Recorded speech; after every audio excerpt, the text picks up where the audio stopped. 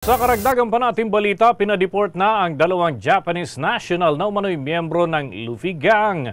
Yan ay pabalik ng kanilang bansa at ayon yan sa report mismo ng Bureau of Immigration. Ang Luffy Group, mga kabombo, ay isang sangkot na grupo sa ilang serye ng bayolenteng krimen doon sa bahagi ng Japan. Natukoy ng Immigration Bureau ang dalawa na sina Sugano Kazushi at Shimoeda Saito at pinadeport dahil naman sa pagiging undesirable alien ng mga ito matapos na ibilang sila ng gobyerno ng Japan na mga pugante. Nagtatago ang dalawa dito sa Pilipinas simula pa noong taong 2019.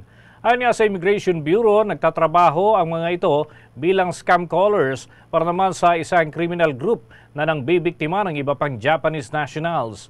Subject din sila ng warrant of arrest na inisyu naman ng Tokyo Court dahil sa parte ang mga ito ng telecom fraud group.